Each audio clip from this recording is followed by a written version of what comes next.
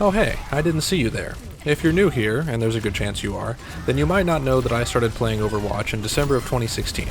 That means I lived through the meta stagnation that was GOATS. I think this qualifies me for a veteran discount. W's in chat for stolen valor. Anyway, when GOATS was meta, I was plat on a good day, so my only exposure to it was from watching streamers and Overwatch League. And you might think you know where I'm going with this, but here's the thing. I fucking loved GOATS, man. Nearly online, and pin it straight into that wall. They need to stop him. Actually, no, just right at his feet. Catches them here. Off guard. Closer, Zachary, OG, all going to be falling. They need to find some momentum, but another grab comes in. Up to the sky goes the mech. Straight on down, and it's 3! To the Titans. Might just be the placement again. No, actually, straight into the front. Locking him down. Bomb thrown in. Pin comes out. Not going to be able to find any kills yet. Now it's going to be the Transcendence that's up to. Finds the first one as Hoxel goes down just to the shatter damage alone. Bumper trying to get out of there. The sound barrier keeps him alive. He turns back around, gets the shatter. Oh my gosh, knocks him right out of the park. It was looking so good for Shanghai. What is this? What are they doing right now? That is interesting. That is a really... You get over the roof there? Oh my. Oh my, what a play, what a grab! Tosses in the grab, they're gonna make it work. And Cruz taken out by the ensuing self-destruct. Atlanta Rain. That is in the middle of everything from Youngjin. Waiting for it, they're gonna get caught up in the Graviton Surge. Responding with that Earth Shatter. Only Bumper remaining. Hoxel just trying to stay on the point, but that's going to be it. The grab from Sinatra comes in, and the Shock have done it. They are your Stage 2 champions. Psst. Hey. Subscribe. I suppose I should do a summary for any newer Overwatch players who never got to experience GOATS, so here are the basics of the team comp that broke Overwatch and got role queue added to the game. Originally, GOATS was 3 tanks and 3 supports, with GOATS Classic Edition being Rein, Zarya, D.va, Lucio, Zen, and Brig. Each person had their role to play, but without getting too bogged down in details, the general idea was to make a big ball of self-sustaining death, walk to the point, mow down anything in your path, and dare whoever was left to come contest you. In the GOATS mirror matchup, because of all the HP and healing, teamfights would resolve in one of 2 ways. Either ults would get dumped to get kills, or someone would step one toe out of position and the other death ball would absorb them like an amoeba, then clean up the rest of the team. And that's really what you need to understand. This was peak 6v6, okay? The apex predator of Overwatch team play. The team had to work together. There was basically no room for one person to just carry. If the entire death ball was alive, it was an unstoppable force, but if one single piece was lost, generally the whole thing would fall apart. Now, Brig was the linchpin that held everything together. Her release in 2018 directly led to the comp's dominance. At launch, Brig was busted. Her shield was 600 HP. 600! That doesn't even feel real reading it back. Her shield was 600 HP. And Shield Bash would stun every time, not just during rally like it does now. And it would stun through shields. Her repair pack did like 100 HP burst healing, I forget the actual number, and any healing over the teammate's base health would give them armor. Because she's Torb's daughter, remember? Armor packs, remember those? Rally didn't give people overhealth like it does now, no. It gave the team speed boost, and, like the repair packs, gave them armor. Like up to 100 armor over their health bar. And the way armor worked back then meant that if you had shields, so Zen and Zarya, the armor would go under the shields, which realistically does make sense, but resulted in this.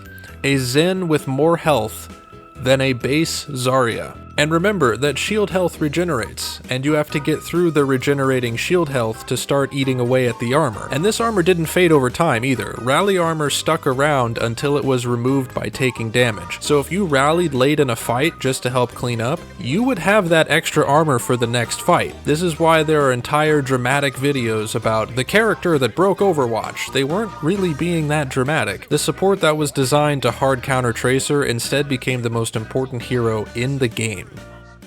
Before we go any further though, let's talk about my potential bias. Like I said, I was an average player at the time, so I was still learning how the game worked. If I'm being completely honest, I think the only reason I managed to hit plat when I did was because of my mechanics. I didn't understand shit when it came to macro strategy. I had no sense of the game's flow, every ult was a surprise. I didn't understand anything except point gun, shoot gun, get kill, cap point, maybe? But it was during GOATS, watching it for hours and hours, listening to the casters and desk analysis, where Overwatch started to click for me. me. Back in early Overwatch League when dive was dominant, I was basically just watching going, ooh, flashy DPS plays, wow, Genji Blade. I had no idea why they did the things when they did them. Why did Genji go for that person? I don't know, but it worked and it looked cool, so whatever. It was during GOATs where I started to see things properly. For the first time, I could sometimes see, oh, they ran at this character because they stepped too far forward and used all their buttons. I get it.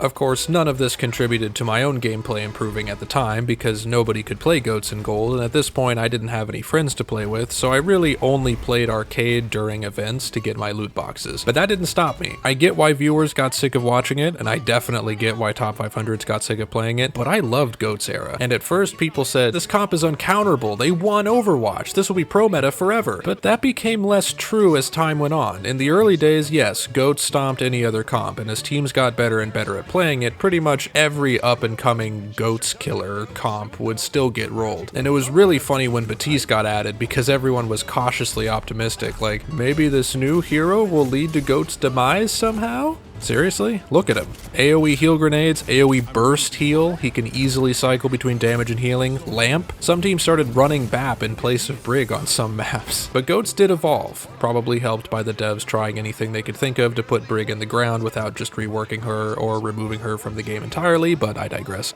Winston GOATs was figured out very early on as being good for more vertical maps or for teams that just had a really good Winston player, but often the team that tried Winston would swap back to Ryan if the other team was running Ryan. Then we got Sombra GOATs, which swapped one of the off tanks for Sombra, and on some more open maps, teams would run a 3 or 4 DPS comp with Ball and Mercy, or Ball with Moira Lucio or Ana Lucio. And of course, there was Chengdu sitting in the sandbox by themselves huffing paint. Among was just so good at Ball that they ran with it most of the time, nobody knew what they were doing, but it kept working.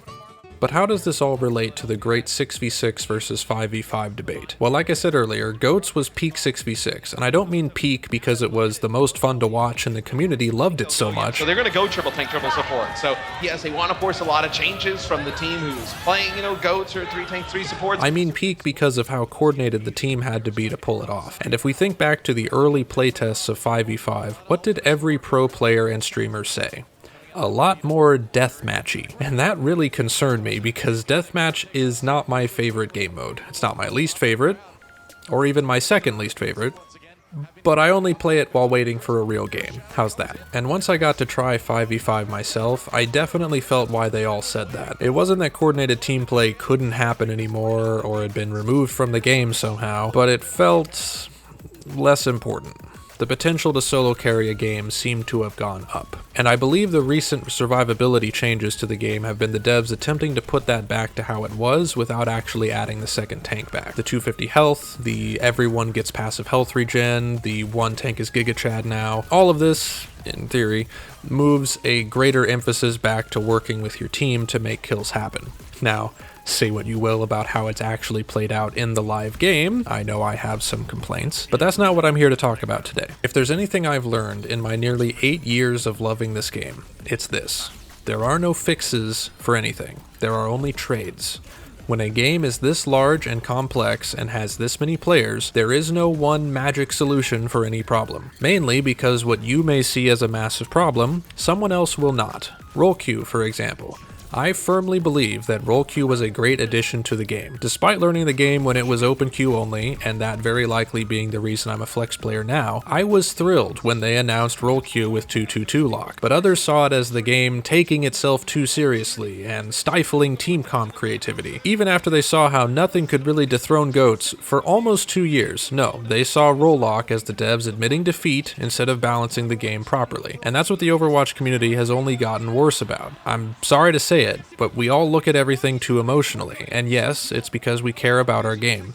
But a lot of us also refuse to acknowledge others' points of view. 6v6 has its upsides and downsides, just like 5v5 has its upsides and downsides. And where you fall on this line depends on your experience and what you value. Just go back to 6v6. That's not going to magically fix everything. It's really cool that the devs are planning 6v6 tests, and it really gives me hope for the future of the game that they're even willing to do that at this point, but it's going to have its own unique issues. So let's all take a step back, breathe in, breathe out, and try to look at this debate a little more objectively.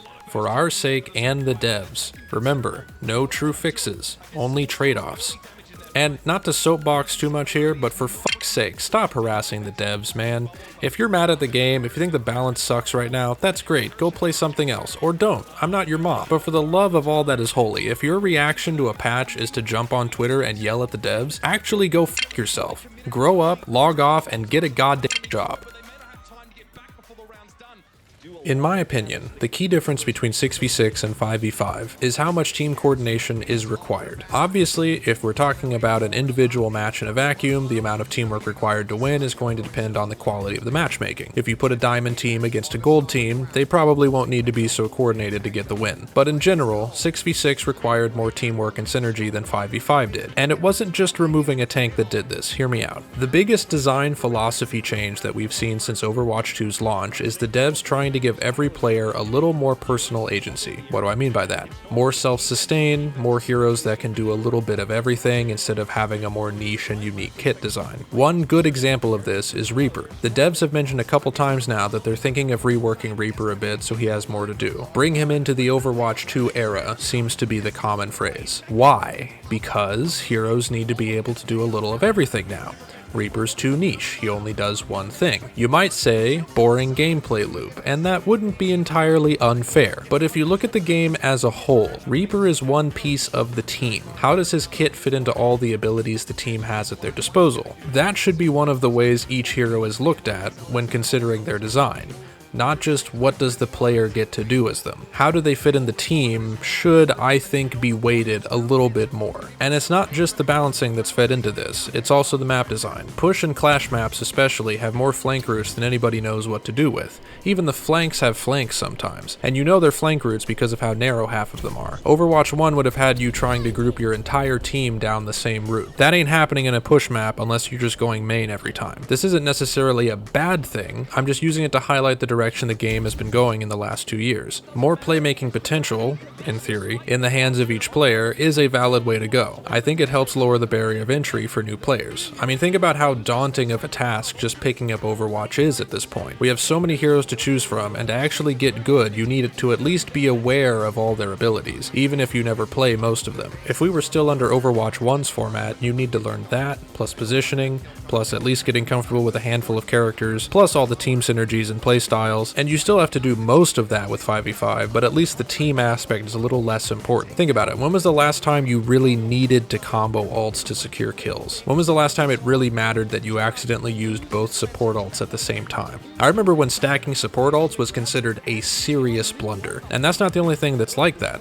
Some of the classic conventional wisdom of Overwatch 1 is really toned down in Overwatch 2. Think about how different grouping up is now. In Overwatch 1, group up meant everyone is near each other, maybe a DPS is setting up for a flank. Or on a map like King's Row, maybe you'd have 3 on cart and 3 going forward a bit to keep space to get through the first choke easier. But now, group up is like, here's our main section of the map. We have 1 on cart and the rest are pushed up to set crossfire angles around second. Overwatch 1, everyone line up behind the tank, supports heal, DPS damage, maybe do a little flanky. Overwatch 2, if your DPS, you know what, let's be real here. If your DPS or supports aren't getting decent off angles, you're losing. The game plays so differently now, and it's not just because we've all gotten better at it over the years. Is it the balancing, the map design, player psychology, all three? Who can say, but with the way the game is now, just throwing the extra tank back in would bring its own challenges.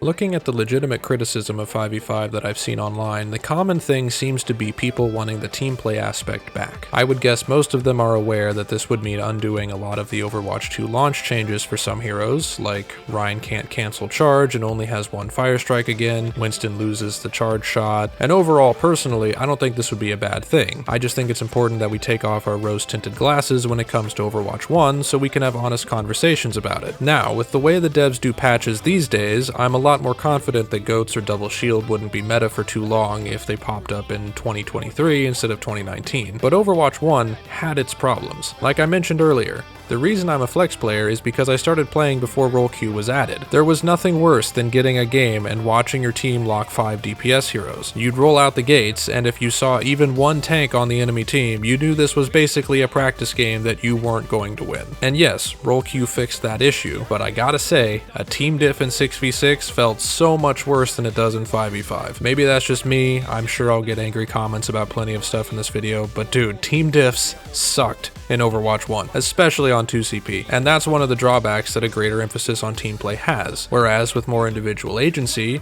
you have a little more power to do things on your own. On the other hand, when the team was cooking, that hit hard. Nothing felt better. So again, trade-offs. That's the main point I'm trying to make here. Was 6v6 better overall? Nobody can answer that question, not objectively. It all comes down to your personal preference. If 5v5 was really so terrible, the game would actually be dead now, but it's not. I, for one, am really hopeful about the future of Overwatch, whatever it ends up looking like. With all the shit we've gone through over the years, I think we can make it through anything. But we've all got to be kind, stop being reactionaries, and try to understand where our fellow players are coming from.